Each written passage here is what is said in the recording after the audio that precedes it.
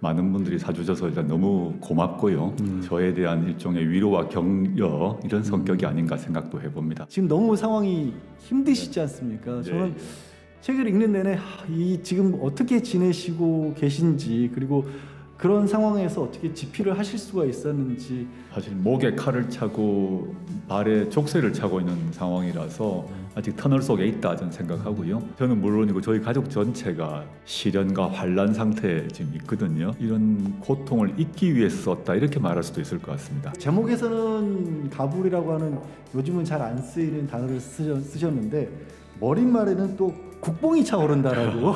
그 점은 우리 모두의 성과다라고 생각해서 그걸 인정한다, 그걸 인정하고 우리 들어가야 된다라고 저는 생각하고 있습니다.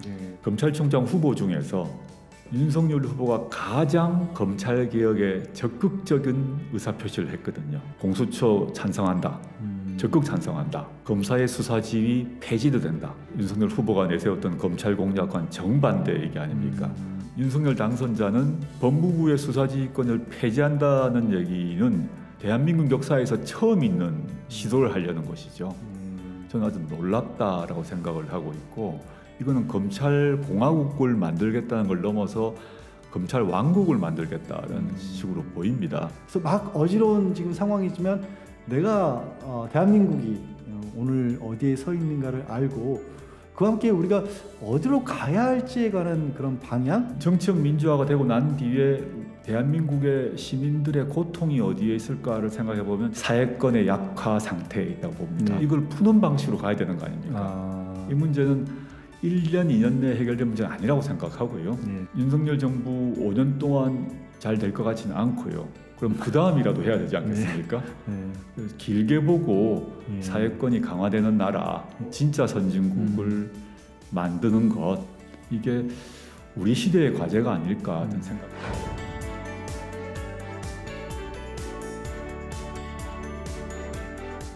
안녕하세요. 조국 교수님 새 책 가불선진국 북토크 진행을 맡은 양재열 변호사입니다. 자, 오늘 북토크는요, 가불선진국 출간을 맞아서 조국 교수님과 함께 책의 주요 내용도 좀 짚어보고요, 또 그동안의 일에 관해서 좀 허심탄회하게 얘기도 나눠볼까 합니다. 자, 조국 교수님 소개해드리겠습니다. 안녕하십니까. 가불선진국 저자 조국입니다. 이 책이 나오고 난 뒤에 여러 언론 매체에서 인터뷰를 요청을 했는데 다 사양을 했습니다. 그런데 이제 이 책을 내준 출판사에서 출판사 차원의 인터뷰는 꼭 필요하다고 해서 이렇게 응하게 되었고, 저로서는 2019년 말 이후에 이런 인터뷰를 처음 하게 되는데요. 우리 양 교사님께서 잘 이끌어 주시면 제가 성실히 답하도록 하겠습니다. 예, 굉장히 여러 가지를 궁금해하는 사람들이 많습니다. 저도 그렇고요. 일단은 말씀하신 것처럼 책을 중심으로 얘기를 나눠보아야 되는데, 책이 예약 시작하자마자 여기저기서 찾는 사람들이 많습니다. 예스24나 교보문고 다 지금 판매 1위를 이미 기록을 하고 있는데, 어떤 생각이 드세요? 이렇게 많은 사람들이 기다리고 있다는 데서.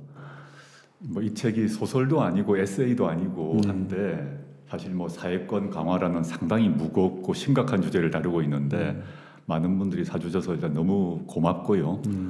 책 내용 이전에 저에 대한 일종의 위로와 격려 이런 성격이 아닌가 생각도 해봅니다. 저로서는 책을 좀 읽어보시고 제가 강조하고 호소하고 있는 사회권 강화 그 내용에 대해서 좀 많이 공유를 해주셨으면 좋겠다, 이런 마음이 큽니다. 예, 저는 이제 사실 사전에 책을 읽어봤는데 처음에 그러니까 예상하고 있었던 것과 좀 다르더라고요. 저는 조금 인문학적이라고 할까, 약간은 피상적일 수도 있는 그런 얘기들이 좀 있을 거라고 얼핏 예상을 했는데 굉장히 구체적인 담론들이 들어가 있고요. 통계라든가 자료 같은 것도 굉장히 오랫동안 준비하신 것 같고, 책의 내용이 한편으로는 일종의 대안? 그러니까 대선을 치른 지 얼마 안 됐는데 대선 과정에서 우리나라가 이제 뭔가 하나를 딱 제시를 해가면서 어떤 대안을 만들고 정책을 제시하기 어려운 정도의 수준에 이르렀다라는 얘기들을 좀 했거든요. 그런데 마침 이 책은 제가 읽으면서 이거 대선 과정에서 정책 공약집을 참고를 해도 좋을 만큼 구체적인 자료를 많이 담고 있습니다. 언제 이렇게 다 준비를 하셨어요? 제가 2017년에 그 민정수석 비서관으로 임명되기 전에 제가 사회권 관련해서 책을 그 편집해서 발간한 적이 있습니다. 교수 시절부터 이제 사회권이란 문제에 대해서 고민을 했고 그 관련해서 책을 내기도 했는데 그때부터 사실은 이런 문제에 대한 고민은 시작되었고요. 그리고 그 민정수석 비서관 하면서 제 업무는 권력기관 개혁 문제지만 원래 사회권 강화에 대한 관심을 가지다 보니까 자료를 쭉 모았습니다. 특히 이제 제가 뭐 원래 직업이 학자다 보니까 그냥 주장하기 이전에 근거, 증거, 자료가 필요하지 않겠습니까? 그래서 17년 이후부터 계속 자료를 모아놨었어요. 제가 이제 법무부 장관으로 갈 거라고는 잘 생각을 못했기 때문에 민정수석 비서관 마치고 학교로 돌아가면 요걸 모아서 책을 내야겠다라는 생각을 했었어요. 했는데 뭐 아시다시피 19년 하반기에 법무부 장관으로 입각하고 난 뒤에 여러 뭐 사건이 터졌지 않습니까? 그래서 전혀 뭐 손을 내지 못하고 있다가 작년 이제 하반기 정도부터 여기 메디치 미디어에서 제가 그런 생각들 구상을 하고 있는 걸 아셔서 책을 내자고 그래서 집중해서 집필을 했습니다.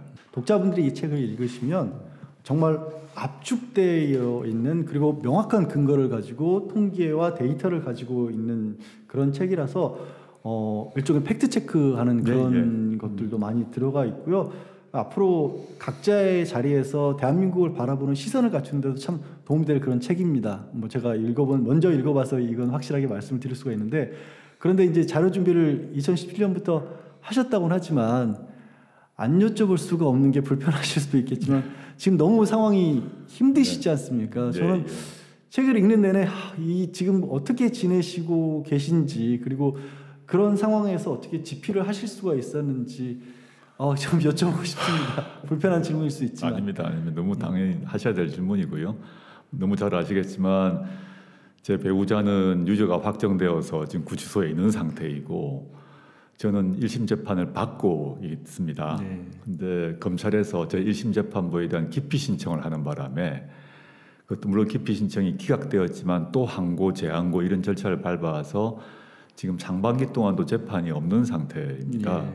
저는 물론이고 저희 가족 전체가 이런 시련과 환란 상태에 지금 있거든요. 저희 아이들도 그렇고 너무 힘들죠. 사실은 개인적으로도 힘들고 가족 전체가 힘든데 저로서는 이런 고통을 잊기 위해서 썼다 이렇게 말할 수도 있을 것 같습니다. 안 그러면 항상 그런 문제를 고민을 해야 되고 힘들기 때문에 제가 할 수 있는 게 뭘까 이 시점에서 제가 뭐 정치적 발언이나 활동을 할 수도 없는 것이고, 그렇다면 오랫동안 준비해 두었고 고민했던 것들을 정리하자. 그게 제 본연의 역할이다라고 생각해서 작년에 이제 본격적인 집필을 하게 된 거죠. 그만큼 개인적으로 굉장히 어렵고 힘든 상황을 이게 벗어날 수 있을 만큼의 많은 에너지 그리고 많은 자료가 이 책에 담겨 있는 걸로 먼저 독자분들께 드리고 싶습니다. 그 본격적인 책 이야기로 넘어가 보겠습니다. 책 제목도 궁금하신 분들이 많을 것 같아요. 책 제목이 가불 선진국이에요. 사실 요즘은 이제 가불이라는 말 자체를 일반적으로 잘 안 쓰지 않습니까? 이제 예전에 월급 미리 좀 받아서 쓴다 이런 의미인데 이런 제목을 붙이신 이유, 의미는 뭔가요? 제가 이 책에 대한 기본 문제 의식을 담은 이제 그 초안 같은 걸 가지고 출판사분들과 회의를 했었어요. 그때 제목에 대해서 제가 이 제목을 가져왔습니다. 가불 선진국이라고 하니까 지금 우리 양 변호사님 말씀하신 것처럼 출판사 직원분들이 가불이라는 걸 잘 모르는 분도 계시고, 요즘 젊은 분들은 이 말이 정확히 뭐냐. 근데 저희 또래들은 회사 다니다가 가불 많이 받지 않습니까? 이해를 하는데 젊은 분들은 잘 이 말이 무엇인지 전달이 안 된다는 얘기를 하는 분도 많았어요. 가불이라 한다 말은 쉽게 말하면 빚을 진다는 거 아닙니까? 먼저 당겨 쓰는 거죠. 가불 선진국이란 말의 의미는 우리가 선진국이 되었는데, 즉 대한민국이 선진국이 되었는데 이 선진국은 당겨 쓴 거란 것이고, 그러면 그 당겨 썼다는 의미의 다른 면은 대한민국이 선진국이 되기 위해서 무언가 빚을 졌다는 것이 그죠. 근데 그 빚은 누구에게 졌느냐? 대한민국 사회에서의 사회경제적 약자로부터 우리가 빚진 게 있다. 그 빚의 기초에서 한국이 선진국이 되었다. 그럼 지금은 그 빚을 갚을 시간이고 빚을 갚는 방식이 뭐냐? 그 사회권을 강화하는 제도적 변화가 필요하다. 그래야 이제 빚이 갚아진다. 이런 의미에서 그런 제목을 달았습니다. 네. 그럼 이제 어떤 식으로 빚을 갚자고 제안하신 건지 하나씩 차근차근 풀어가 볼 텐데요. 이제 제목에서는 가불이라고 하는 요즘은 잘 안 쓰이는 단어를 쓰셨는데 머릿말에는 또 국뽕이 차오른다라고 이렇게 요즘도 흔히 쓰는 그런 단어로 시작을 하셨어요. 이거 누구는 또 자고 일어나 보니 나라가 선진국이 되어 있다 이런 식으로도 얘기를 하는데 일단 말씀하신 것처럼 객관적인 지표로는 선진국이라는 것을 전제하고 글을 써내신 거 아니겠습니까? 교수님께서 한국이 선진국이라고 보신 근거는 어떤 걸로 꼽으신 겁니까? 그럼 단순히 뭐 저의 주관적 판단은 아니고 그 유엔이건 국제 각종 기구에서 한국을 이제 특히 경제적 기준에서 보게 되면 뭐 GNP, GDP, GNI 뭐 모든 기준에서 한국이 선진국이 되었다는 점은 확인된 것 같습니다. 그다음에 정치적 민주주의 차원에서도 보게 되면 여러 가지 국제기구에서 발표한 민주주의 지수에서 과거 박근혜 정부 때 같은 경우는 민주주의 아주 취약한 민주주의로 판정되었다면 문재인 정부 들어서서 뭐 최상위 수준의 민주주의 정부가 되었다는 점을 확인을 해주었단 말이죠. 그래서 저는 경제, 정치, 그 다음에 최근 들어서는 이런 방역 그리고 K-팝 또는 뭐 영화 등을 포함해서 문화 차원에서 모든 측면에서 보았을 때 한국은 명실상부한 선진국이 되었다. 그래서 우리 국민들의 자부심이 매우 높아졌고 그 뭐 속어입니다만은 이제 국뽕이 차오른다 이런 말들을 대중들이 많이 쓰고 있지 않습니까? 그 점은 우리 모두의 성과다라고 생각해서 그걸 인정한다. 그걸 인정하고 우리 들어가야 된다라고 저는 생각하고 있습니다. 말씀하신 것처럼 이제 흔히 소프트 파워라고도 할 수 있는 그 대중문화 예술 영역에서도 선진국이라고 누구에게 물어도 그거를 아마 부인하지는 않을 것입니다. 그럼에도 불구하고 여전히 한국에 대해서는 사회권에서 있어서만큼은 저개발 국가라고 이렇게 평가를 하신 거죠. 저는 사실은 2017년에 제가 쓴 글에서 대한민국은 복지 저개발 국가이고 사회권 저개발 국가다라고 17년에 그런 뭐 제가 정의를 한 적도 있는데요. 2017년이면 상당히 됐지 않습니까? 그렇죠. 벌써. 그 17년 그 시점은 물론이고 현재 2022년 시점에도 아까 말씀드렸던 정치, 경제, 문화 수준에는 모두 지표가 선진국 수준이에요. 그런데 OECD에서 우리나라와 경제 수준이 거의 비슷한 그런 나라와 비교해 보더라도 복지, 사회권 수준은 훨씬 미칩니다. 그게 최근만이 아니라 오랫동안 유지된 그런 경향성이죠. 그래서 물론 이제 노무현 정부 때 그리고 문재인 정부 때 이런 사회권 또는 복지를 강화하려는 노력을 많이 했었습니다. 했음에도 불구하고 같은 수준의 경제력을 가진 OECD 국가와 비교를 해보게 되면 여전히 저개발 상태이고 선진국이 아니라 중진국 또는 후진국인 거죠. 이걸 맞춰줘야 된다. 사회권의 저개발 상태의 피해자는 당연히 사회경제적 약자일 수밖에 없다는 것이죠. 알겠습니다.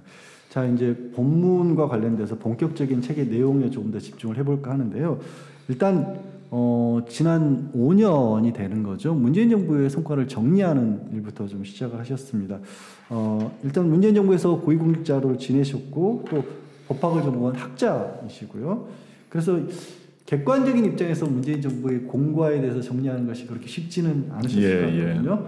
그래서 책을 쓰실 때 뭐 좀 어떤 제3자의 위치를 갖기 위해서 아니면 독자들에게 쓰시는 말씀들이 타당성을 갖추기 위해서 좀 주의하셨던 부분, 관심을 기울이셨던 부분이 있다라면 어떤 것일까요?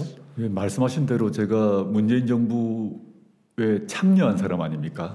고위공직자로 민정수석 비서관으로 짧지만 법무부 장관으로 이렇게 활동을 했기 때문에 저의 평가에 대해서 뭐 여러 가지 측면에서 비판이 있을 수 있을 것 같습니다. 최근에 언론을 보니까 뭐 제가 문재인 정부에 대해서 뭐 평가를 했다, 이 책을 통해서 평가를 했다 이런 말이 나오는데 평가자의 입장은 저는 아닌 것 같고요. 저는 이제 문재인 정부에 참여한 사람으로서 실제 그 문재인 정부의 문제의식과 노력과 그리고 그 부족했던 점을 다른 분들보다는 조금 더 잘할 수 있지 않을까 생각을 했습니다. 그런데 양 변호사님께서 말씀하셨던 것처럼 저는 그 참여했던 사람이기 때문에 제가 무슨 말을 하거나 주장을 하게 되면 문재인 정부의 참여자가 그냥 변론을 하나보다 이렇게 될 수밖에 없을 것 같아서 제가 주안점을 뒀던 것들은 문재인 정부의 성과라고 얘기하건 문재인 정부의 부족함이라고 얘기하든 실증적 근거, 자료, 증거를 최대한 좀 압축해서 제시하려고 했습니다. 원래는 사실 그 분량이 훨씬 많았는데요. 출판사에서 너무 이 숫자가 많다, 통계가 많다 그래서 거의 반 이상을 뺐어요, 사실은. 저는 좀 안타까웠는데 각 항목별로 뭐 국내외 각종 통계 자료를 제가 모아둔 걸 다 넣으려고 노력을 했더니 출판사에서 그러면 읽히지가 않는다. 이건 학자들용이다라고 해서 최대한 줄여가지고 좀 상대적으로 얇은 책으로 만들었습니다. 제가 직접 먼저 읽어본 입장에서 말씀을 드리자면 출판사에서 잘 하신 것 같습니다. 지금 있는 걸로도요. 충분히 고개를 끄덕일만 하고 또 어떤 면에서 보면 기존의 언론에서 비판을 했던 부분들 이런 것들에 대한 팩트 체크가 되는 부분도 상당히 많이 있어서 가지고 보시면 앞으로도 언론 기사 같은 것들을 보실 때 비교해 가면서 보실 만한 충분한 근거 자료가 될 수 있을 만큼의 양이 들어 있었는데 그것도 이제 교수님 보시기에는 더 넣고 싶으셨다. 약간 학자적 습벽이겠죠. 그러신 것 같습니다. 자, 문재인 정부에 대해서는요. 촛불혁명의 정신에 기초해 국정을 운영했고 대한민국을 최초로 선진국 대열에 진입시킨 정부라고 이렇게 총평을 하신 거거든요. 자, 크게 봤을 때 가장 잘했던 부분 또는 부족했던 부분 구체적인 얘기를 조금 미루더라도 큰 어떤 총평 차원에서 잘한 것과 못한 것을 정리해 주실 수 있을까요? 저는 이제 문재인 정부는 촛불혁명의 그 산물이라고 생각합니다. 사실 인수위도 없이 촛불혁명에 이어지고 탄핵이 이루어지고 인수위 없이 바로 집권했지 않습니까? 저를 포함해서 문재인 정부에 참여했던 사람은 촛불혁명의 정신이 무엇인가가 제일 출발점이었던 것 같습니다. 그건 뭐냐 하면 국정농단은 절대 안 된다는 것이었죠. 박근혜 정부가 국정농단을 통해서 탄핵을 받았던 거 아닙니까? 실제 비선실세가 존재하고 또 비선실세란 사람이 뭐 희한한 여러 가지 뭐 무속 같은 것에 휩싸이고 그 다음에 나라의 공식 체계와 관계없이 전혀 다른 방식으로 의사결정이 이루어지고 이런 것들은 절대 해서는 안 된다라는 것이 뭐 저의 생각이었고 또 그에 대해서 대통령님의 확고한 생각이었다고 봅니다. 촛불혁명이 일어나게 된 출발점 하나는 국정농단이고 하나는 그 박근혜 정부와 재벌의 유착이 또 발생했던 거 아닙니까? 그걸 통해서 여러 사람들이 이제 감옥에 가고 처벌을 받고 했던 상황이었기 때문에 그런 걸 잊지 말아야 한다는 점이 문재인 정부의 가장 중요한 점이었던 것 같습니다. 돌이켜보게 되면 문재인 정부 하에서 권력형 비리라는 게 존재하지 않았지 않습니까? 이 점이 하나 있었고요. 또 한편으로는 이 사회경제적인 여러 가지 약자들의 문제가 존재했기 때문에 이걸 개선시키려고 많은 노력을 했는데 그럼에도 불구하고 뭐 너무 잘 아시다시피 뭐 부동산 문제라든가 등등해서 여러 가지 뭐 실수란 게 있었던 것이고 그에 대해서 많은 국민들이 실망하고 질책했던 것이 동시에 있는 것이죠. 이제 저는 그 두 개를 좀 구별해봤으면 좋겠다. 문재인 정부가 잘못한 것도 있지만 저로서는 문재인 정부에 참여했던 사람으로서 그 성과가 무엇인지를 좀 찬찬히 볼 필요가 있다. 그 성과는 다음에 어느 정부든 간에 그 되돌릴 수 없는 그런 성과가 돼야 되는 거라 보거든요.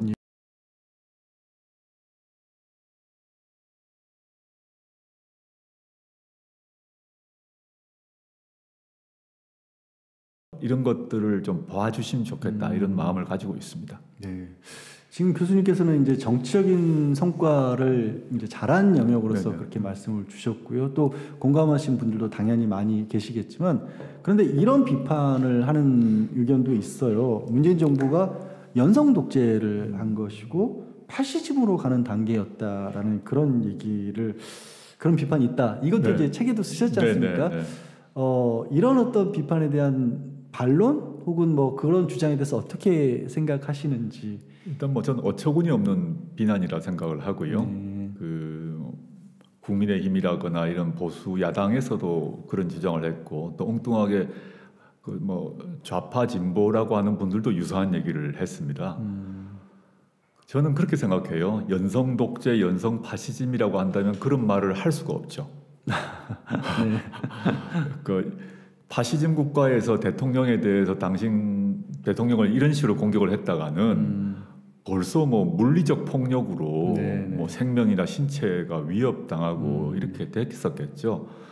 그리고 최근에 판결 너무 잘 아시겠습니다만은 어떤 목사님이 문재인 대통령에 대해서 공산주의자다라고 막 맹비난을 했는데 무죄 판결이 났지 않습니까? 그렇습니다. 그러면 과거에 만약에 파시즘 정부에서 대통령에 대해서 그런 말을 했다가는 그 사람은 어디 안기부나 중앙정부에 걸려가서 지도새도 없이 어떤 일을 당했을지 모르죠. 재판까지 받지도 못했겠죠. 그렇죠. 재판을 받지 못하고 있고 저는 그 문재인 정부에 대해서 독재다, 문재인 정부가 파시즘이다라고 비난할 수 있다는 그 자체가 문재인 정부가 정치적 민주주의를 보장했다는 반증이라 생각합니다. 오히려. 네. 자, 한편으로는 이제 성과 중에 하나로 꼽을 수 있는 부분이 이제 교수님도 직접 많이 관여를 하셨던 부분이 70년 동안 유지됐던 이런 권력기관의 구조개혁, 검찰 개혁으로 특히 가장 크게 볼 수가 있겠죠. 그 일환으로서 공수처 출범이 있었습니다. 이제 1년이 조금 더 지난 시점인데요. 공수처 출범과 그 이후의 활동에 대해서는 어떻게 평가하고 계세요? 지금 공수처 출범 이후에 공수처가 많은 비판을 받고 있는 것으로 알고 있습니다. 그 성과가 부족하다. 뭐 그게 이제 왼쪽에서 오른쪽에서도 진보에서도 보수에서 모두 이제 비판을 하고 있는데요. 저는 그 점은 뭐 충분히 받아들여야 될 비판이 있다고 생각합니다. 근데 공수처가 왜 발족하게 됐는가를 잘 생각해 보게 되면 과거 70년간 그 검찰공화국이라고 불릴 만큼 전 세계 유례 없는 한국 검찰의 막강한 권한이 있었다는 것이죠. 그 한국 검찰이 그 막강한 권한을 행사하는 데 있어서 어떤 통제 장치도 없었다는 것입니다. 경찰을 하인처럼 부리고 그 상태에서 기소를 할 것인가 말 것인가도 검찰이 알아서 판단하는 이런 막강한 조직을 어떻게 할 것인가에 대해서 촛불혁명에 참여했던 많은 시민들이 그 독점적 권력, 통제받지 않은 권력은 안 된다라는 문제의식이 공유되었던 것이거든요. 그래서 이게 사실은 김대중 정부 때부터 문제 제기가 시작되어서 본격적으로는 노무현 정부 때 공수처 문제에 대한 얘기를 많이 했었는데 드디어 이제 국회가 결단을 내려서 법을 만들고 공수처가 출범한 거 아닙니까? 저는 공수처가 지금 그 당시 통과될 때 보면 그 당시에 바른미래당 등의 협조가 필요했기 때문에 공수처의 규모를 매우 작게 만들어서 출발을 시켰습니다. 지금 검찰로 보면 순천지청 정도로 아주 정말 꼬마 그런 조직이죠. 그래서 공수처의 한계를 비판하는 것도 좀 필요한데 지금 필요한 것은 공수처를 인적으로 물적으로 지원해서 키우고 난 뒤에 힘을 주고 왜 그 권한을 행사하지 못했나라고 해야 되지 않나라는 생각을 가지고 있습니다. 아직은 비판하기에는 너무 초기이고 그렇습니다. 너무 작은 힘을 가지고 있기 때문에 조금 더 힘을 보태줘야 될 시점이다라는 말씀을 주셨는데요. 그런데 윤석열 이제 당선인이 대선 과정에서부터 공수처 관할 사건 다시 검찰로 가져와야 된다. 그리고 이제 검찰에 대한 법무부 장관의 수사지휘권도 폐지하겠다. 또 인사와 예산에 있어도 독립을 시키겠다라고 공약을 했고 모르겠습니다. 앞으로 이제 정말로 실천을 해나갈지 모르겠는데 책에서도 이 부분을 좀 짚고 계시거든요. 자칫 검찰공화국으로 돌아갈 수도 있다. 이런 우려를 표명을 하셨는데 어떻게 보세요? 이 사안은 저는 정말 이제 황당하다고 생각하는데요. 윤석열 그 후보 지금은 이제 당선자가 됐죠. 그 공약은 문재인 정부의 검찰개혁 이전이 아니라 그 이전으로 돌아가는 일인 거죠. 실제 문재인 정부의 검찰개혁이 이루어지기 전에 법무부 장관의 수사지휘권을 폐지한 적 없습니다. 보수 정부 하에서도 법무부 장관의 수사지휘권은 유지되었거든요. 즉 문재인 정부가 아니라 과거 이명박 박근혜 정부 또 그 이전의 보수 정부하에서도 다 유지되었던 그 이유는 뭐냐 하면 검찰은 비검찰인 선출 권력에 의해서 통제되어야 한다는 것이 민주정부의 원리인데 지금 윤석열 당선자는 법무부의 수사지휘권을 폐지한다는 얘기는 대한민국 역사에서 처음 있는 시도를 하려는 것이죠. 저는 아주 놀랍다라고 생각을 하고 있고 이거는 검찰 공화국을 만들겠다는 걸 넘어서 검찰 왕국을 만들겠다는 식으로 보입니다. 그리고 본인이 이미 검찰 사실상 준 검사 대통령이기 때문에 직업은 검사가 아니지만 사고방식이 그 법무부를 통한 검찰 통제가 아니라 검찰이 그냥 바로 자신과 소통할 수 있다라는 그런 판단을 하고 있는 게 아닌가 생각하고 있습니다. 거기에 대해서 이제 윤석열 당선인 측에서는 민정수석실도 없앨 거기 때문에 네네. 대통령과 검찰의 연결고리는 끊어지고 오히려 그렇게 검찰을 독립시켜서 정치권으로부터 독립을 해야 더 뭐라고 해야 될까요? 공정한 어떤 수사를 할 수 있다 이렇게 반론을 아마 제기할 것 같은데 첫째 이제 민정수석실 폐지는 대통령의 권한이기 때문에 할 수 있다고 생각하는데요. 그 윤석열 당선자가 공약했던 뭐 공수처를 갖다가 어떻게 바꾸겠다, 법무부 장관의 수사지휘권을 폐지하겠다, 또 뭐 독자 예산권을 부여하겠다, 모두 입법 사항이거든요. 그렇죠. 예. 그래서 민주당이 180석을 가지고 있는 이상 그거가 쉽지는 않을 것이다 생각을 합니다. 하려면 아마 이제 다음 총선에서 그 이후에 이제 판단을 해야 될 문제겠죠. 네네네. 근데 그거는 그 민주당이 동의할 사안 같지 않다고 생각하고요. 지금 양 변호사님 말씀하셨던 민정수석실 문제는 제가 이제 민정수석을 했기 때문에 너무 잘 아는데 정말 그 제안에 대해서 저만이 아니라 많은 민정수석을 했던 사람들은 다 공감할 얘기인데요. 민정수석실이 단순히 수사지휘하는 곳이 아닙니다. 과거 이제 박근혜 정부 때 같은 경우는 민정수석실이 수사를 지휘해서 문제가 다 됐다면 뭐 문재인 정부 민정수석실은 수사지휘를 하는 곳이 아니거든요. 그러면 민정수석실 폐지한다고 그랬는데 그 민정수석실의 기능이 있는데 첫째는 많이 잊혀져 있습니다만은 대통령이 임명하는 그 공직자에 대한 인사검증을 해야 됩니다. 그럼 인사검증을 누가 할 것인가? 그러면 윤석열 당선자 또는 국민의힘은 법무부하고 검찰이 한다는 것입니다.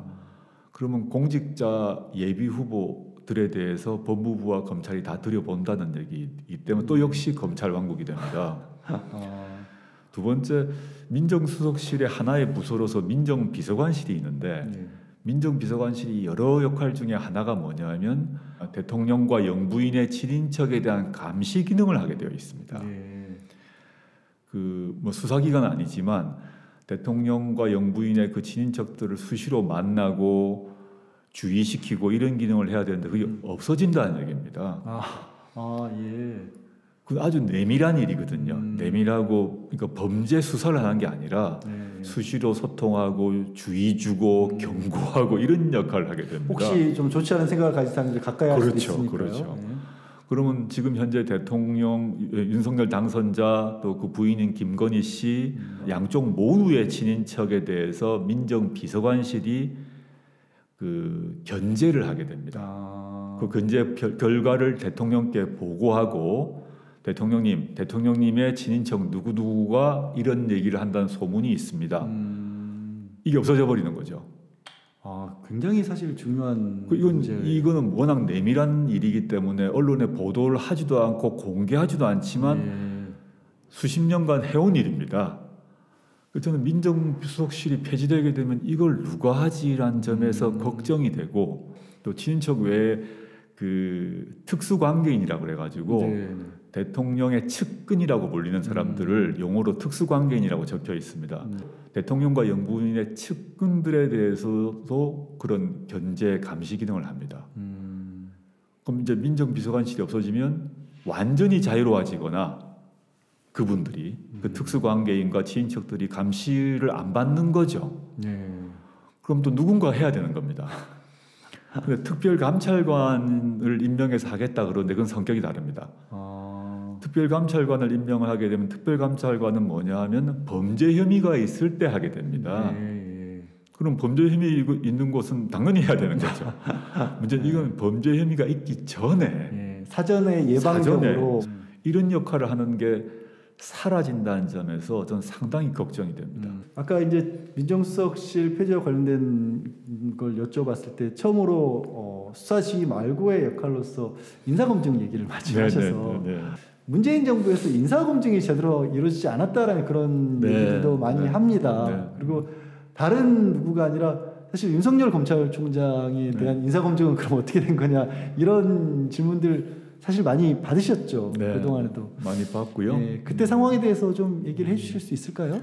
일단 모든 논의 이전에 제가 이제 인사검증을 청와대 내에서 인사검증을 맡는 부서의 책임자로서 이유불문하고 제가 종국적 책임을 진다고 생각합니다. 그 점에서 그런 인사실패 등 비판에 대해서 제가 송구스럽고요. 조금 부연 설명을 하자면 과거 정부에서는 인사검증을 하는 데 있어서 검찰 인사 포함입니다. 국정원의 자료를 이용했습니다. 국정원이 인사검증에 개입을 하도록 허용을 해서 IO라 그래서 국정원 IO들이 검찰을 포함해서 각 부서 등 각 관공서에 다 파견되어 있어서 정보를 취합을 했고 그 정보가 청와대 민정수석실에 보고되었습니다. 좋은 말로 하면 인사정보지만 쉽게 얘기하면 사찰을 한 겁니다. 국정원의 민간인 사찰을 가지고 그 민간인 사찰을 근거로 자료로 삼아서 인사검증을 했습니다. 그러다 보니 그게 불법이라 하더라도 정보의 정확성이 높을 수가 있습니다. 근데 문재인 정부 들어서는 문재인 정부 직전에 촛불혁명의 주요 계기 중에 하나가 국정원의 불법 활동이었거든요. 그 대통령께서 대통령 되시고 여러 취했던 조치 중에 하나가 국정원의 국내 정치 인사검증은 물론이고 모두 금지시켰습니다. 그리고 국정원 IO를 각 정부 기관으로부터 모두 다 뺐고 국정원 직원들이 그런 국내 정치 관련된 사찰 또는 자료 조사하는 걸 금지시켰어요. 그러다 보니 저희가 그 인사검증을 할 때 쓸 수 있는 자료가 양적으로 제한되어 있었던 건 사실입니다. 아주 고민스러운 변명같이 들리겠습니다만 실제 그러했다라는 점은 알려드리고 싶고 향후에 이제 윤석열 정부든 다음 정부든 이제 고민이 되는데 인사검증을 어떻게 할 것인가에 문제가 있습니다. 국정원을 동원한 국정원이 뭐 전국의 모든 조직에 가 있었거든요. 그거를 부활시켜서 하는 것이 맞느냐? 그건 아니실 겁니다. 아무도 동의를 안 하실 겁니다. 생각하고 싶지도 않습니다. 그렇죠. 끔찍한 일이거든요. 그 전통은 유지되어야 합니다. 그 문재인 정부가 취했던 그 원칙. 그러다 보니까 공식 자료에선 전혀 나오지 않는 것들이 터져가지고 인사청문회에서 문제가 됩니다. 이제 변명이라면 변명이지만 그런 배경이 있었다는 걸 말씀드리고 싶고요. 윤석열 검찰총장에 대한 인사검증 관련해서는 사실 인사검증의 상세한 내용은 말을 하는 것이 허용되지 않는데 이미 정치인으로 이제 변신한 우리 최강욱 의원이 그 당시 공직기강 비서관이었지 않습니까? 최강욱 비서관이 인사검증의 책임자로 이제 윤석열 검찰총장의 인사검증을 했죠. 그러니까 최 의원이 여러 방송이나 뭐 등등에서 공개적으로 얘기했던 것만 제가 말씀드릴 수 있을 것 같습니다. 그러니까 최 의원은 인사검증을 하고 여러 가지 이유로 불가 의견을 냈던 것은 사실입니다. 사실이고 민정수석실에서는 좀 비판적인 의견을 냈던 건 사실입니다. 그런데 여러 가지 이유 때문에 윤석열 후보가 총장으로 선택이 되신 거죠. 저를 위시한 민정수석실이 검증을 제대로 못한 탓도 있을 것이고요. 분명히. 또 한편으로는 당시에 윤석열 후보에 대한 그 진보 진영 전체의 판단에도 좀 미흡한 점이 있었던 것 같고 아무도 윤석열 검사 당시에 아무도 당시 윤석열 검사의 실제 속마음이 무엇인지는 몰랐던 것 같습니다. 사실이 그랬죠. 누가 생각지도 못했던 게 맞고요. 최근에 그 노영민 대통령 비서실장께서 그 오마이뉴스 등의 인터뷰에서 아주 격정적으로 말씀하셨는데 검찰총장 후보 중에서 윤석열 후보가 가장 검찰 개혁에 적극적인 의사 표시를 했거든요. 그건 사실입니다. 아, 당시로서는 예. 노영민 실장이 이제 인터뷰에서 최근에 밝히셨어요. 그건 사실입니다. 그 밝히셨기 때문에 저도 그걸 뭐 공개적으로 인정을 하는데요.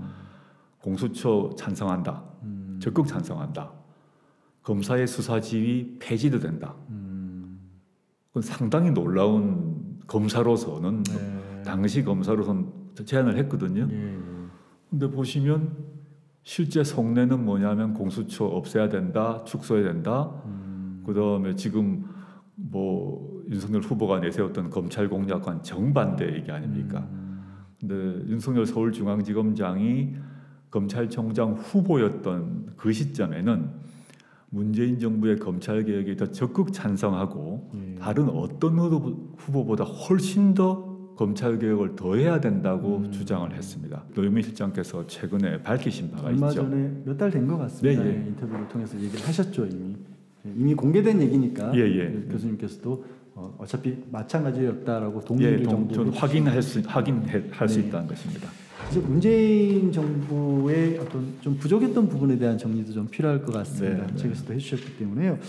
교수님께서 이 저술에서 데니얼 마코비치 교수 결과의 불평등이 정도 이상으로 커지면 기회의 평등도 불가능하다 이거를 인용을 하셨어요. 그러면서 문재인 정부에서도 불평등 문제가 사라지지 않았다 이렇게 정리를 해주셨는데 대표적인 사례로 뭐 당장 떠올릴 수 있는 게 집값 폭등이라든가 자산 격차, 소득 격차 깊어진 것들도 지역 불균형도 해소가 안 됐었고 산업재해라든가 뭐 위험의 유지와 같은 것들은 꾸준히 있어 왔죠.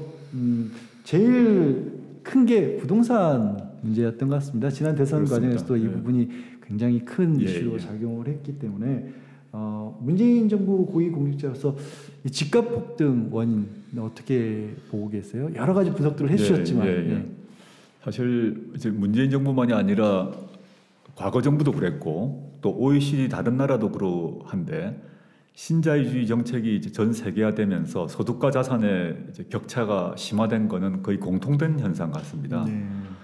근데 한국 경우를 보게 되면 소득과 자산의 불균등 격차 중에서도 이 자산의 격차가 크게 더 벌어졌는데 자산의 핵심이 집이었거든요. 집값이 폭등되니까 소득 격차보다 자산 격차가 더 커졌습니다. 제가 책에서 썼습니다만은 저하고 좀 친한 진보 성향의 친구가 막 격분을 해서 저한테 얘기한 적이 있었어요. 17년 초기에 집을 충분히 살 수 있었는데 집값이 내려간다 그래서 안 사고 있었더니 집값이 폭등을 해서 전세도 힘들어졌다라고 얘기하면서 얘기를 듣고 제가 할 말이 없었는데요. 사실 차분히 보게 되면 우리 그 김수현 교수님, 우리 전 정책실장이시죠. 김수현 교수님이 책에서도 썼습니다만은 우리나라 집값 폭등을 보면 외국의 OECD 국가 수준과 비교해 보게 되면 그렇게 중간 정도입니다. 전 세계적으로 보게 되면 왜냐하면 전 세계적으로 돈이 풀렸기 때문이거든요. 유동성이 워낙 풀려가지고 저는 뭐 경제학자는 아닙니다만은 제가 본 자료나 연구에 따르게 되면 전 세계적으로 돈이 풀리고 한국도 돈이 풀리고 금리는 낮고 이런 상태에서 돈이 부동산으로 몰리는 이게 이제 가장 근본적 원인이었던 것 같고요. 근데 이것만으로 설명하면 안 되는 문제가 있다고 생각을 합니다. 저를 포함해서 문재인 정부의 고위공직자들이 이 중산층과 서민들이 집에 대해서 갖고 있는 그런 애정, 애착, 욕구 등에 대해서 더 고민을 했어야 됐던 것이 아닌가라는 생각을 하고 있고요. 아까 말씀드렸던 것처럼 17년 시점에 선택을 할 때 충분히 전세 끼고 살 수 있었는데 안 샀더니 이렇게 됐고 그때 전세 끼고 집을 산 사람은 나보다 몇 억을 벌었더라. 이 차이가 현실이거든요. 그래서 정부의 부동산 정책을 믿었더니 손해를 받고 그걸 안 믿고 집을 산 사람은 엄청난 이익을 봐서 그 자산 격차가 심화되고 나는 평수를 줄이거나 또는 서울에 살았던 사람은 경기도로 뭐 수도권으로 이사를 가야 되는 상황이 되니까 어떤 설명을 하더라도 납득하기 쉽지 않은 게 돼버린 거죠. 네. 부동산 정책 문제에 대해서는 뭐 대통령께서도 공식 사과를 하셨고요. 또 책임자 분들도 마찬가지로 사과를 하신 걸로 알고 있습니다만은 문재인 정부와 그 참여자들이 하나하나 꼼꼼히 돌아보고 성찰해야 될 그런 가장 중요한 지점이라 생각합니다. 네, 가장 중요한 이제 부족한 부분으로 그렇게 받아들여야 할 부분이 네, 그렇습니다. 말씀을 주셨고요. 아마 이것도 같은 차원일 것 같아요. 소득 및 자산 격차가 굉장히 심각해졌기 때문에 이번에 문재인 정부에서 해결하지 못한 과제로 단순하게 양극화라고 말할 정도의 수준이 아니라 계층 상승이 불가능해진 정도, 이게 큰 문제라고 이렇게 지적을 하셨어요. 네. 그럴 정도로까지 좀 심각하다고 봐야겠죠, 지금은? 그런 것 같습니다. 그러니까 사실 뭐 소득과 자산의 양극화라는 거는 뭐 자본주의 사회에서는 다 양극화되어 있다고 봐야 되죠. 그렇죠. 자본과 노동자, 상하 뭐 어떻게 개념을 쓰든 간에 양극화는 되어 있는데 그 민주정부가 해야 될 일은 양극화되어 있는 걸 줄이고 격차를 줄이고 그 다음에 계층 이동을 원활하게 하는 게 민주정부의 중요한 역할인데 이게 원활하게 되지 못한 것 같아요. 그 역시 좀 부동산과 연결이 되어 있다고 보는데 자산 격차가 부동산 폭등으로 워낙 벌어지니까 하위 계층에서 상위 계층으로 올라가는 게 너무 힘들어진 것 같습니다. 그래서 이걸 제가 사회권을 강조하는 것도 또는 많은 분들이 예를 들어서 이재명 후보는 뭐 기본 소득을 얘기한다거나 또는 김두관 의원 같은 경우는 기본 자산을 얘기한다거나 또 이낙연 후보 같은 경우는 뭐 신복지를 얘기한다거나 다 같은 마찬가지 문제시라고 보는데 격차가 너무 벌어진 상태에서는 하위계층의 개인적 노력으로 이 격차를 극복하고 위로 올라가기가 너무 힘들어요. 그러면 하위계층 또는 뭐 서민과 중산층이 격차를 뛰어넘을 수 있는 발판은 만들어줘야 되거든요. 기본 발판을 만들어줘야 되는데 그 기본 발판을 만들어주려고 문재인 정부가 노력을 사실 많이 했습니다. 여러 가지 제도적 개선을 많이 이루었고 했습니다만 코로나가 터지면서 경제 전체가 밑으로 추락하는 상황이 된 거 아닙니까? 경제와 방역이 한 패키지였기 때문에 같이 떨어져서 경제와 방역 문제에 집중하다 보니까 그런 이 발판을 만들어진 노력은 후순위로 밀린 게 아닌가라고 저는 이제 보고 있습니다.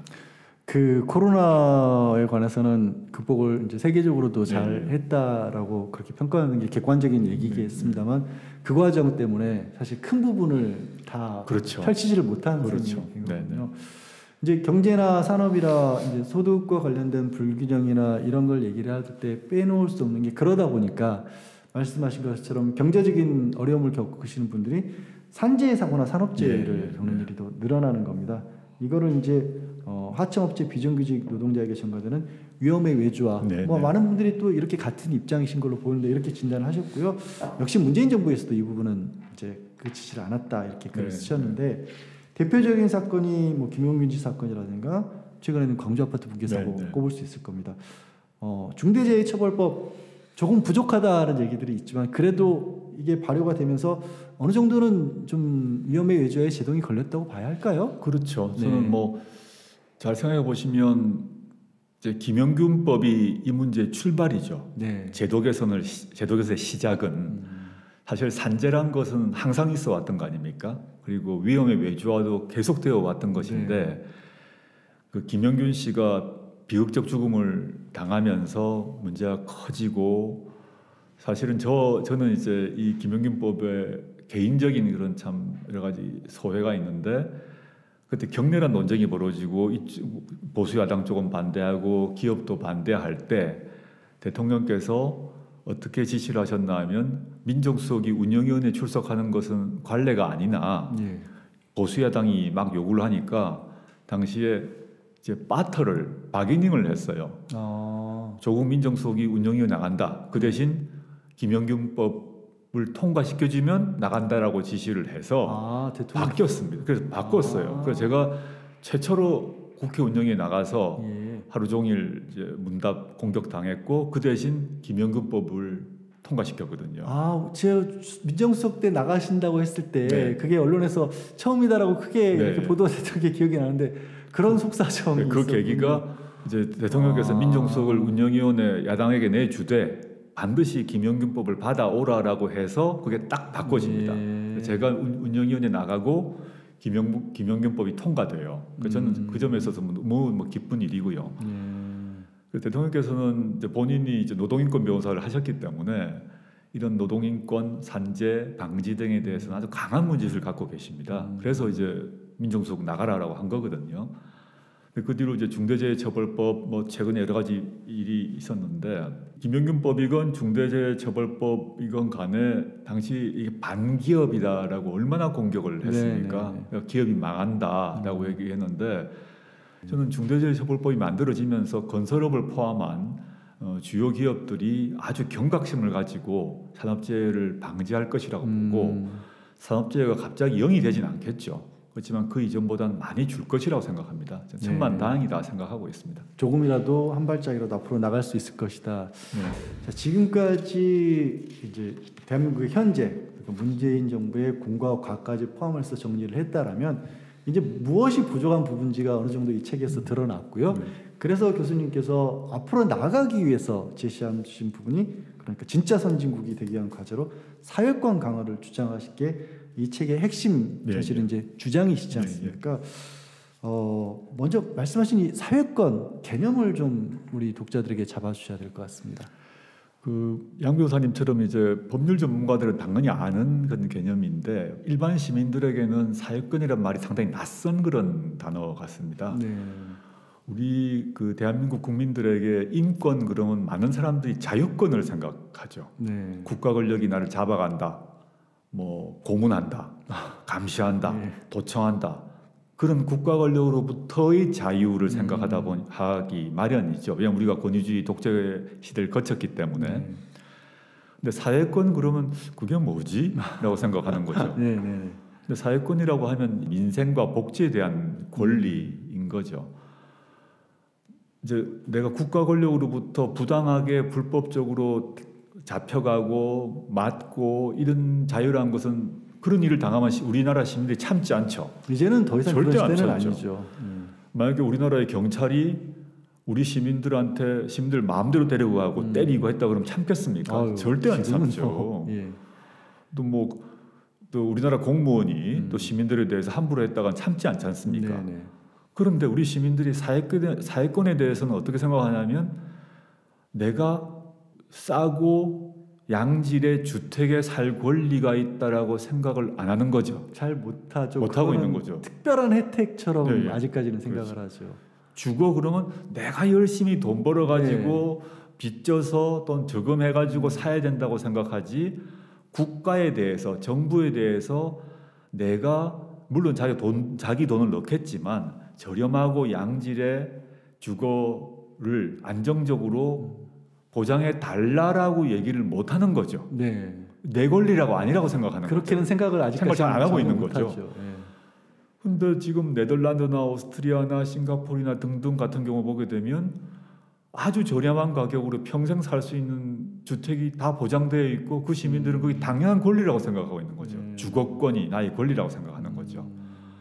우리가 의료 문제 같은 경우는 이제 문재인 케어 덕분에 우리가 뭐 많은 의료 관련 서비스를 우리가 편하게 누리고 있지 않습니까? 작년 코로나19 때 그 효과를 봤죠, 다들.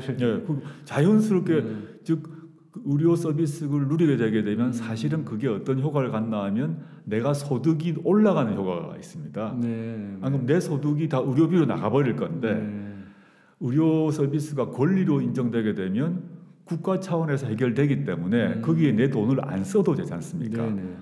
그러니까 주거도 마찬가지 같습니다. 주거권 문제도 만약에 싱가포르나 네덜란드나 오스트리아처럼 그런 시스템이 안착되게 되면 내가 집 걱정을 할 필요가 없는 거죠.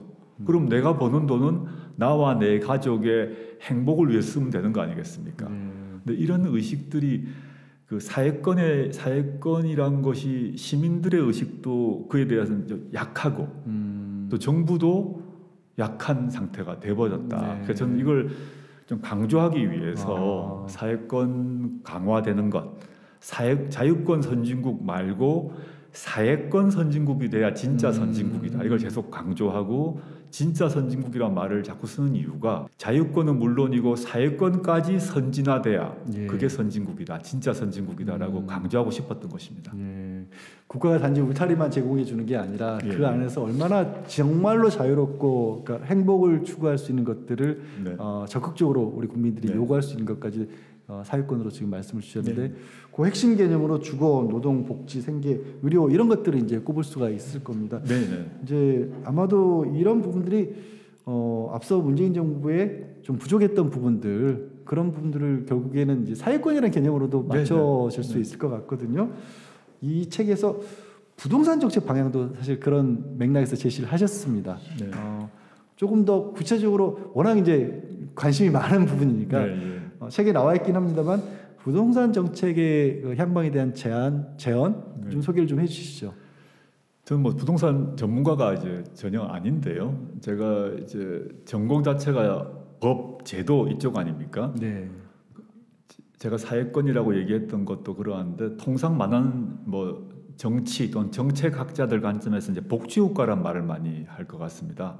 우리가 복지국가가 우리 모두 바라는 거 아니겠습니까? 저는 좀 그 같은 맥락이긴 한데 약간 차이가 있는 게 뭐냐면 사회권이라는 게 우리의 권리다라는 얘기를 강조하려고 했고요. 먼저 그다음에 그래서 이제 주거든 노동이건 복지건 의료건 이런 것들이 우리의 권리라고 돼야지 그 다음 단계로 정부가 내려주는 시혜가 아니라 시민의 권리다라는 점을 강조하려고 했고요. 그 부동산 문제도 결국은 주거권인데 뭐 모든 시민에게 타워 팰리스에 살 수 있는 권리가 있다 그렇게 말하는 건 아무도 아니지 않습니까? 네. 정상적인 노동을 하고 그 우리나라의 평균적 정도의 노동을 하고 평균적 임금을 받는다면 자신이 죽을 때까지 집 걱정을 안 해도 된다. 전 이게 권리라고 보는 거죠. 그러면 타워 팰리스가 아니라 제가 뭐 싱가포르, 네덜란드, 뭐 오스트리아 얘기를 했습니다만 그 나라에서 이미 하고 있는 제도이고 그 나라에서는 사회권인 거죠. 권리인 거죠. 싱가포르 같은 경우는 90년간 임대주택에 살 수 있는 권리인 거죠. 나 자신뿐만 아니라 나의 자식도 그 아파트에서 90년간 살 수 있는 거죠. 그럼 아등바등 모아서 어떻게든 집 물려주고 이럴 이유가 없는 거죠. 우리는 임대주택 그러면 뭔가 후진 아파트 그리고 이따가 나와야 될 아파트 단기간만 살아야 될 집이라고 생각을 한다면 OECD 국가의 상당한 나라에서는 죽을 때까지 그 임차료가 그리 비싸질 않아요. 그렇게 되면 사람들이 우리의 사고가 바뀌는 거 아니겠습니까? 또 그 다음에 이제 그 임대주택을 원하는 분도 있을 것이고 임대주택은 소유하지 않는 것이니까요. 근데 난 집을 꼭 사야겠다는 분도 당연히 존중해야 되는 거 아닙니까? 더 큰 집 사시고 싶은 분도 있을 테니까요. 얼마인지. 집을 산다 하는 경우도 우리 현재는 보면 토지와 건물을 모두 사야 되죠. 현재 아파트다 그러면 아파트는 아파트 건물 말고 땅도 내가 사는 거죠. 지분만큼. 그런데 좀 어려운 말이지만 토지 임대부형 주택이라고 하는 토지는 안 사고 건물만 내가 사는 거죠. 그럼 집값이 떨어지는 거 아닙니까? 그런 형태의 주거 형태를 뭐 싱가포르든 등등 다른 나라에서는 운영을 하고 있기 때문에 그 경우는 집값이 뚝 떨어지는 거죠. 또 물론 토지와 주택을 모두 다 사겠다고 하는 분은 자산이 많은 분 아니겠습니까? 그분들은 존중해 줘야 되는 거죠. 그렇죠. 그분들은 뭐 타워 팰리스에 살건 또는 별장을 짓건 그건 뭐 그에 대해서 국가가 해야 될 일은 아니라고 생각을 하고 그건 자산이 넉넉하고 풍요로운 사람은 얼마든지 그런 선택을 할 수 있는 것이고 문제는 국가의 주택 정책의 핵심은 보통의 서민, 중산층이 자신의 노동에 기초해서 평생 동안 편안하게 걱정 없이 살 수 있는 양질의 주택을 보장하는 것 거기에 맞춰져야 된다는 것이고 그게 주거권이다라고 생각하는 것입니다. 뭐 어찌 생각하면 그냥 아주 단순하게 얘기해서 최소한 지금이 이 정도라면 이만큼은 기본으로 가지고 가자. 맞습니다. 뭐 이런 정도라고 말씀을 드릴 수도 있을 것 같고 그 구체적인 내용은 이제 책에 더 자세하게 나와 있습니다. 자, 노동개혁 얘기도 좀 여쭤보고 싶은 게 노동시간 단축을 꼽으셨어요. 주 4.5일 노동제, 또 사회연대 임금제 이런 거를 이제 책에서 언급을 하고 계시는데 사실 뭐 주변에서 뭐 이런 얘기가 나오면 누군가는 또 그래요. 아니 지금 일자리도 못 찾고 있는데 무슨 한가롭게 4.5일제냐. 예, 맞습니다. 또 중소기업 운영하시는 사장님들은 아니 지금 주 5일제 하는 것도 우리 직원들 월급 주기 힘든데 여기서 어떻게 더 깎냐 네. 이러시고. 그래서 어디서 균형을 찾아야 될까? 어떤 걸 정말로 일하시는 분들 입장에서도 그리고 기업을 운영하시는 분들 입장에서도 또 일자리가 없지만 갖고 싶어하는 분들 입장에서도 수긍할 만한 방향으로 찾을 수 있을까 이런 고민이 들거든요. 네, 맞습니다. 사실 이거 뭐 논쟁이 많을 수 있는 뭐 네. 쟁점 아닙니까? 근데 돌이켜 생각해 보게 되면 주 5일제 도입할 때, 네. 놀토 도입할 때. 그 기업에서 엄청난 비판을 했습니다. 놀토 그렇죠. 도입하게 되면 기업이 망한다고 그랬어요. 예. 그리고 노동자들도 임금이 줄어들 거라고 그랬어요. 그랬죠. 예, 실제 사실은. 당시에 보면 기업도 망하고 노동자들은 하루 일을 안 하니까 더 가난해질 거라고 그랬습니다. 네. 근데 지금은 아무도 그렇게 생각하지 않죠. 네. 다 놀토는 너무 당연한 거라고 생각하고 뭐 주 5일제 다 하고 있지 않습니까? 놀토란 말이 무슨 말인지 못 알아듣는 세대들도 그렇죠. 있을걸요. 뭐 양 변호사님이나 저희 세대 같은 경우는 토요일 날 항상 일했지 않습니까? 저는 저 직장 생활할 때 처음 입사했을 때 한 달에 2번 쉬었습니다. 그러니까요.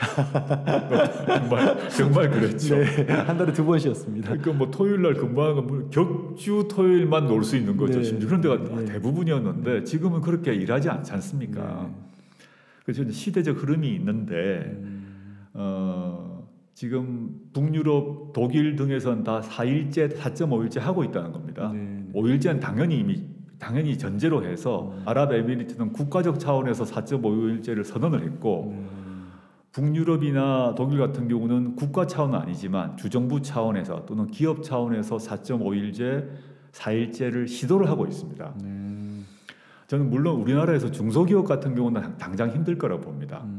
그러면 대기업부터 시작할 수 있는데 지금 우리나라 일부 대기업이 이미 시작을 했더라고요. 했고 또 중소기업 중에서도 모 출판사에서는 또 이런 시도를 시작을 하고 있습니다. 지금 당장 4.5일제를 바로 내일 시작할 수 있다가 아니라 이 고민을 해봐야 될 때가 됐다. 언제 시작할 것인지를 고민을 해야지. 그럼 노동 시간이 줄면 일자리는 산술적으로 생각하면 늘게 그렇죠. 되죠. 산술적으로 사람은 더 필요하니까요. 사람을 많이 채용해야 되는 상황이 되기 때문에 이 문제를 한번 저는 화두를 던진 거다. 지금 시점에서는 앞으로 어떻게 언제 할 것인지를 미리 생각을 해봐야 될 시점이라고 짚어주셨고요. 자, 하나 더 이런 또 복지의 영역이겠죠. 사회권의 영역으로서 대선 과정에서 이재명 상임고문 당시 후보는 이제 지속적으로 기본소득을 큰 공약으로 내걸었지 않습니까? 이런 기본소득 혹은 또 주변에 관련된 다른 뭐 경선 과정에 쓰던 후보들 같은 경우도 기본소득이라는 용어는 안 썼지만 조금 비슷하게 지원책들을 내셨거든요. 그런데 반면에 또 국가가 그렇게 지원을 한다는 것에 대해서 굉장히 부정적으로 보는 시각도 있습니다. 대선 과정에서도 그 시각도 맞부딪혔는데 어떻게 생각하시는지요?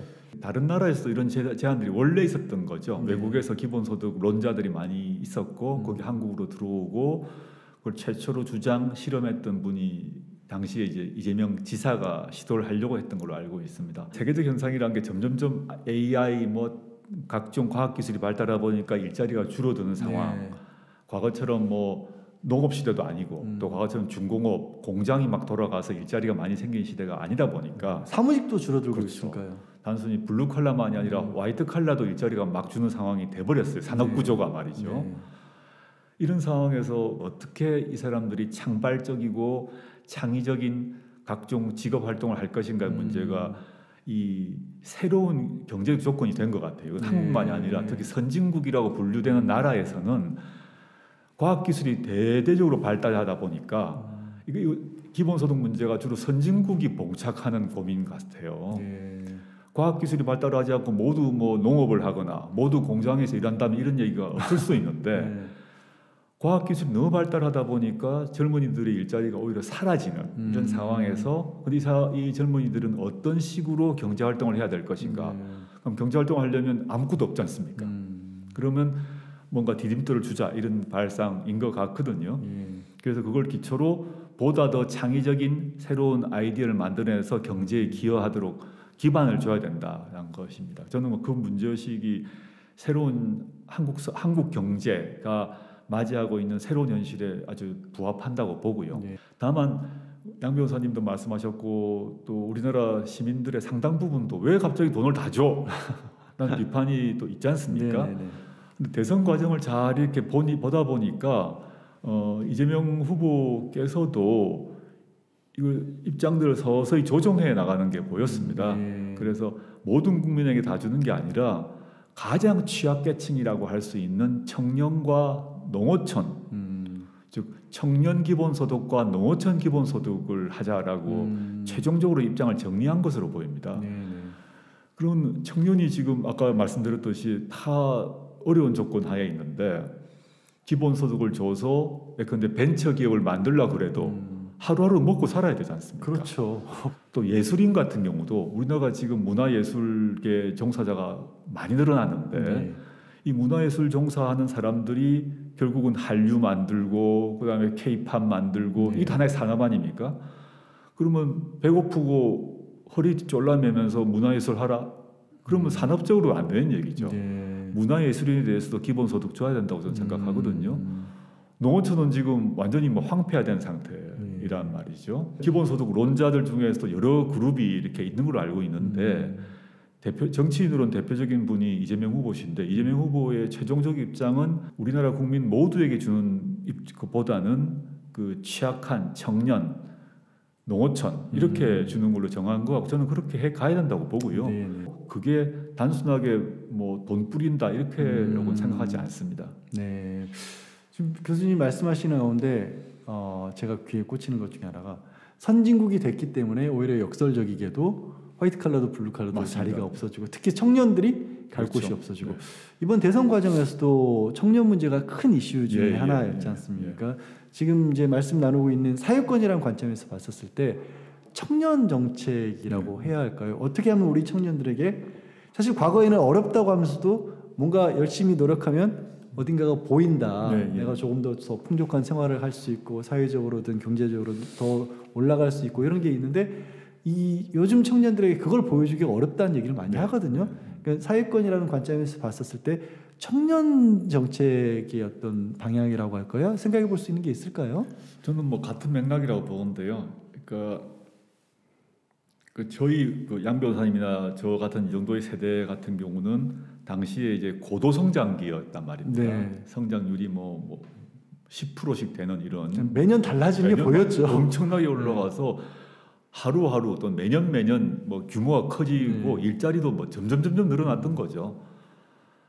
물론 그 당시도 이제 일자리가 어려운 분도 있었습니다만은 지금과 비교하게 되면 경제 성장이 그 속도나 이런 규모란 게 엄청났기 때문에 근데 지금은 경제 성장이 선진국이 돼버렸기 때문에 모든 선진국은 경제 성장률이 뭐 1%, 2% 이렇지 않습니까? 그럴 수밖에 없죠, 사실은. 그게 너무 당연한 거죠. 이 선진국의 역설입니다. 우리가 선진국이 되었기 때문에 고도 성장이 안 되는 겁니다. 우리는 뭐 아프리카나 뭐 저개발 국가가 아니죠. 거기서 지금 치솟으면서 경제 개발이 됐다면 이런 얘기를 안 하죠. 우리는 그런 과정을 쭉 저개발 국가에서 거쳐서 선진국이 되니까 경제 성장률이 매우 낮은 거죠. 매우 낮으니까 일자리가 안 생기는 거죠. 안 생기면 어떡할 거냐. 이 상태에서 이제 정부가 나라가 해야 될 일은 이미 지금 직업을 가진 사람들은 정년 퇴임 때까지는 뭐 갔겠죠. 근데 우리의 미래는 청년에게 있는 거 아닙니까? 저나 양 변호사님이나 퇴임하게 되면 지금 2030 청년들이 우리나라를 끌고 갈 건데 이 사람들에게 뭘 해줄 거냐의 문제가 있다고 봅니다. 저는 그 사회권 관점에서 보자면 청년 주거 정책이 따로 필요하다고 봅니다. 그 청년들이 일단 안정적인 주거가 확보돼야 그 다음에 뭘 생각도 하고 고민도 하고 또 뭐 연애도 하고 하겠죠. 그 청년 주거가 필요하고 청년 기본주택 기본소득이라는 것도 좀 필요하다고 보는 게 그런 기본적인 소득이 가면 그걸 가지고 뭔가 벤처를 하건 카페를 하건 뭐 문화예술을 하건 또 공방을 만들건 뭔가 이렇게 해 나가면서 경제 활동을 할 수 있겠죠. 사람들이 왜 청년들에게 또 나눠줘 할 수 있습니다만 저는 그게 아니라 그 청년들에게 그런 투자를 해야 우리나라가 지속 가능한 거 아닙니까? 더 다른 방향으로 또 새로운 걸 찾아 나갈 수가 있겠죠. 나가고 이 사람들이 우리 세대 우리를 대체할 건데 기성세대 입장에서는 그들이 자력 갱생을 해야 이 기성세대가 부담을 안 지는 거기도 하죠. 사실은 길게 보면 그렇게 길게 보면 말이죠. 돌아올 수밖에 없죠. 그 부담이. 그 부담을 기성세대가 지어야 될 부담을 지지 않고 지금 빨리 청년 세대에게 주자는 거죠. 알겠습니다. 그런 의미입니다. 사실 또 조금은 이제 다른 이슈이긴 합니다만 지금까지 나눴던 말씀들이 주로 이제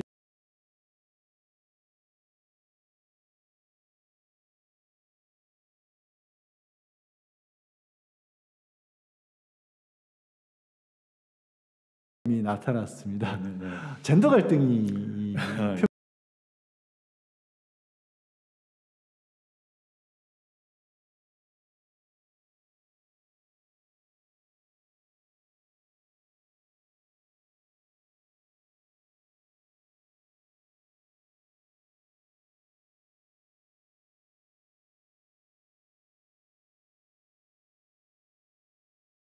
또 뭔가 주실 말씀이 있을까요? 저는 이제 뭐 사회권과 젠더 입니다만은 대선 과정에서 이 성별 갈등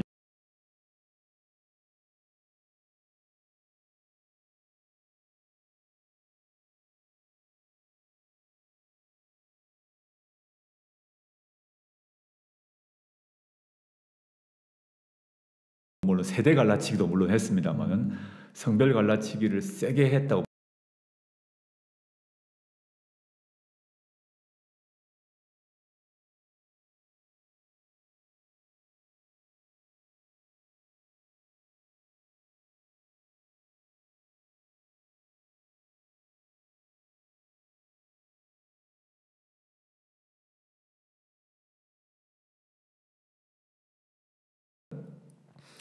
저는 이게 이제 왜 그렇게 그러면 이른바 이대남이 그렇게 되었을까 생각해 보면 아까 청년 문제와 직결된다고 봅니다.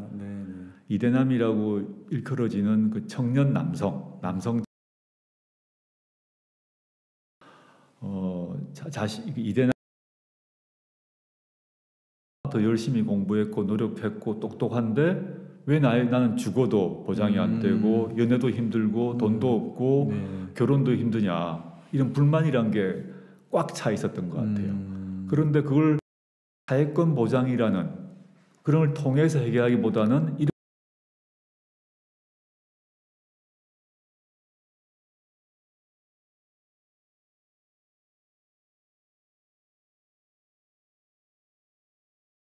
이런 사회권 어떤 저개발의 상황을 제도 개선으로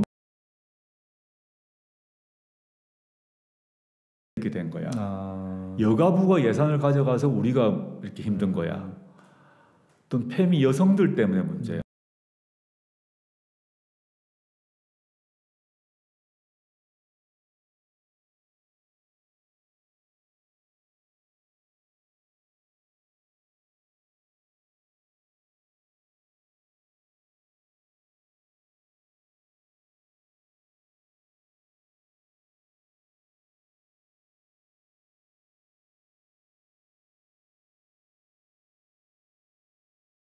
사람이 자신의 삶의 기반이 좀 안정이 돼야 좀 관용적이 되지 않습니까?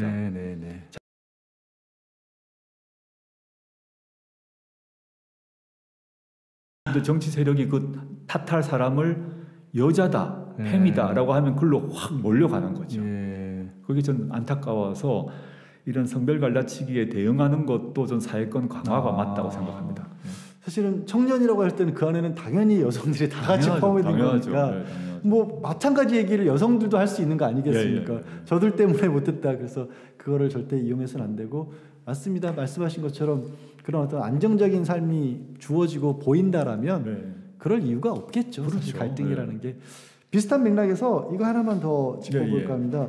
지금 소수자 차별, 모욕 이런 거를 막자라는 의미에서의 이 포괄적인 차별금지법 우리나라가 아직까지 없다라고 하는 게 조금 사실 법조인으로서는 좀 창피하기도 한 그런 부분인데 특히나 여기에 이제 성소수자와 관련된 부분들이 좀 여기에 대해서 격렬하게 반대하는 일부 목소리들이 사실 숫자로 따지면 극히 일부인데도 네. 불구하고 목소리가 워낙 높다 보니까 좀 걸림돌이 되기도 했던 네. 것 같거든요.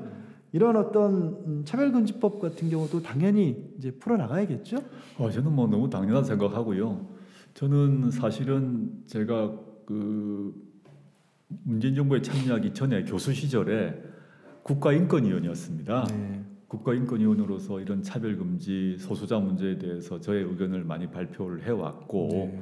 또 국가인권위원회 권고 의견에도 뭐 제가 서명한 게 많이 있을 것입니다. 그 차별금지법 또는 뭐 평등법 이름은 뭐라 하든 간에 이거는 뭐냐면 시민인데 시민이 아니란 거죠.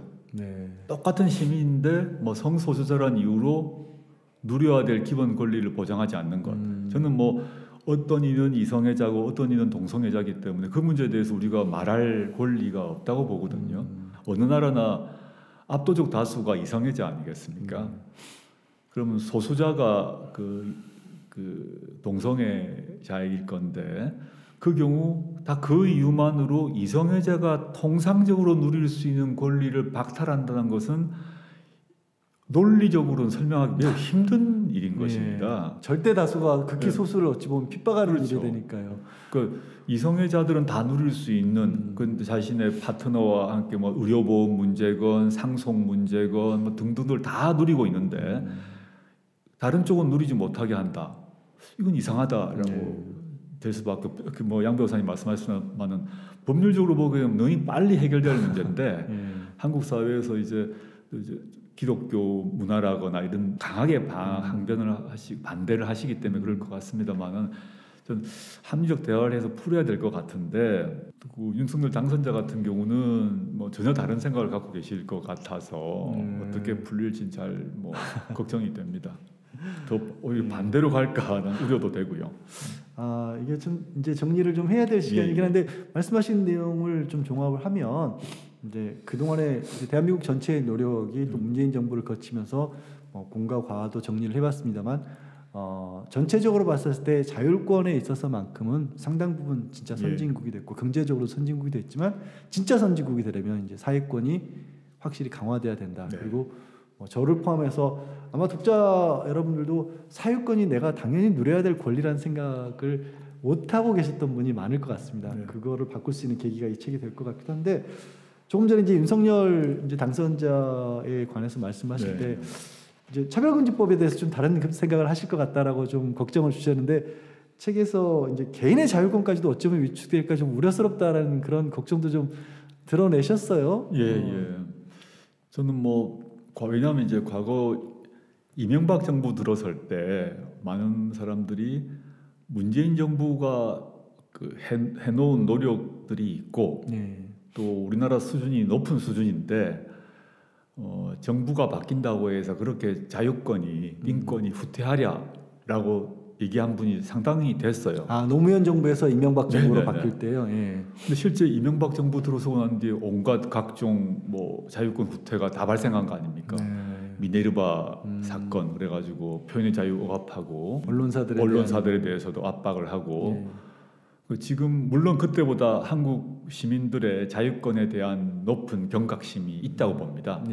그렇게 쉽사리 될 것 같지는 않습니다만은 저는 최근에 약간 당황스러운 걸 봤던 게 뭐냐면 청와대 문제 관련해서 용산으로 그 집무실을 옮긴다 안 옮긴다 할 때 3년 전에 또 윤석열 당선자와 김건희 씨가 상담을 했다는 그 천공법사라는 사람이 3년 전에 용산으로 가야 되는 이런 동영상이 있었고 그게 보도가 됐습니다. 언론에 나왔었죠. 그 내용이. 최근에 보도가 됐는데 7군데에서 보도가 났는데 보도 난 지 하루 만에 모두 기사가 없어졌습니다. 그게 물론 지금 뭐 얼마 되지 않았습니다만 이건 어떻게 이해를 해야 되지? 왜 갑자기 기사가 다 사라졌지? 이런 점에서도 자유권 중에 핵심이 언론의 자유 아니겠습니까? 이런 것도 좀 우려가 됩니다. 혹시라도 그게 이제 자유권의 위축 때문에 그렇게 삭제된 것인지 아닌지 알 수 없습니다만 아무도 모르죠. 아무도 모르지만 그런 일이 있을까봐 우려된다는 그런 말씀까지 주셨습니다. 자, 그런데 뭐 맺은 말에서도 걱정을 또 드러내긴 하셨습니다. 윤석열 정부 출범할 텐데 좀 칙칙하고 암울한 장면을 보고 견뎌하는 인내심이 필요한 시간 이렇게 조금 쓰셨어요. 그러니까 앞서서 미래의 방향을 제시를 해주셨는데 매지 말에는 좀 걱정도 들어가 있는 그런 상황인데요. 그럼에도 불구하고 사회권 선진국 이 책의 주장을 펴신 이유, 또 사회권 강화를 위해서 사실 개인적으로 너무 힘드신 상황이라서 제가 이런 걸 여쭤보는 것도 좀 송구스럽긴 합니다만 조금 더 어떤 활동을 하실 계획 같은 건 있는지요? 일단 마지막 질문부터 답을 드리자면 제가 재판을 받는 몸이라서 사실 목에 칼을 차고 발에 족쇄를 차고 있는 상황이라서 뭐 사회 활동을 하기는 거의 불가능하다고 봅니다. 그냥 재판 받고 가족 챙기고 뭐 이게 제가 해야 될 일이죠. 아직 터널 속에 있다 저는 생각하고요. 사회권 강화하는 얘기를 한 이유는 제가 처지가 이름에도 불구하고 제가 공직자로서 또 학자로서 이 얘기는 해야겠다 싶어서 쓴 건데요. 시대적 흐름이 있는 것 같습니다. 권위주의 정권 때는 자유권을 얻기 위해서 모든 사람이 뭐 투쟁하고 싸우고 뭐 이런 시대가 이제 있어. 그래서 자유권을 우리 모두가 자유권을 쟁취를 했어요. 지금 우리에게는 자유권이 정말 숨쉬는 공기 같거든요. 지금 사회권에 대한 문제의식이 이제 올라오고 있는 시대다. 그게 출발이 보면 2017년 때 12년부터 시작됐습니다만은 경제민주화가 하도였습니다. 박근혜 후보도 그랬고 문재인 후보도 경제민주화를 내걸었어요. 이게 중요한 전환점이었다고 보는데 그게 전면적으로 실현되지 못했습니다. 박근혜 정부는 집권하고 난 뒤에 경제민주화 정책을 폐기했고 경제민주화에 관련해서 핵심적 참모라고 또는 조언자라고 할 수 있었던 김종인 박사를 그냥 토사구팽시켰지 않습니까? 근데 문재인 정부는 집권하고 난 뒤에 경제민주화 정책을 하려고 많은 노력을 했고 여러 법안도 많이 제출을 했는데 코로나 때문에 중단돼 버린 상태입니다. 저는 이 흐름이 그 자유권을 쟁취하는 시대는 이미 사실 종료했고 흐름이 사회권으로 이미 틀었다고 봅니다. 우여곡절이 있는 상태고 지금도 완성된 건 아니고 사회권을 강화해서 복지국가를 이루는 것, 민생이 최소한의 민생이 보장되는 국가로 가는 방향으로 바뀌었고 그건 단순히 저의 뭐 이론적 관심이 아니라 학자든 정부 고위 관계자든 학자의 연구건 고위공직자들의 정책의 고민이든 모든 출발은 그 사회 구성체에 살아가는 사람들의 고통이 어디에 있는가 있는 것 같아요. 7, 80년대 같은 경우는 우리의 고통이 뭐냐 하면 국가 권력이 우리를 막 때리고 뭐 죽이는 거죠. 고통을 주었던 것을 그 고통의 출발이 실제 우리를 잡아가고 때렸던 거거든요. 그 고통은 사라진 겁니다. 그 가능성도 사라진 겁니다. 근데 지금 정치적 민주화가 되고 난 뒤에 대한민국의 시민들의 고통이 어디에 있을까를 생각해 보면 저는 사회권의 약화 상태에 있다고 봅니다. 그래서 학자로서 또는 전직 고위공직자로서 우리 국민들의 고통이 어디에 있는 걸 보면 이걸 푸는 방식으로 가야 되는 거 아닙니까? 이 문제는 1년, 2년 내에 해결될 문제는 아니라고 생각하고요. 그래서 길게 보고 그 사회권이 보장되어서 진짜 선진국을 만드는 것 이게 우리 시대의 과제가 아닐까 생각합니다. 그래서 이 책을 쓴 것입니다. 저도 이제 교수님하고 말씀을 나누고 또 그 전에 책을 읽으면서 책에 대해서 이렇게 말씀을 드릴 수 있을 것 같습니다. 가까운 과거 그리고 현재의 대한민국을 정리할 수 있는 객관적인 근거 자료들을 우리가 찾을 수가 있고요. 그래서 막 어지러운 지금 상황이지만 내가 대한민국이 오늘 어디에 서 있는가를 알고 그와 함께 우리가 어디로 가야 할지에 관한 그런 방향 어떻게 하면 나와 내 자손들까지도 보다 건강하고 행복한 삶을 누릴 수 있을 것인가 이런 부분에 대한 실질적인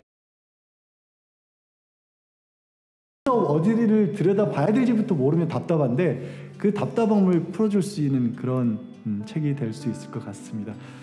이것으로 조옥 교수님의 가불선진국 북토크를 마치겠습니다.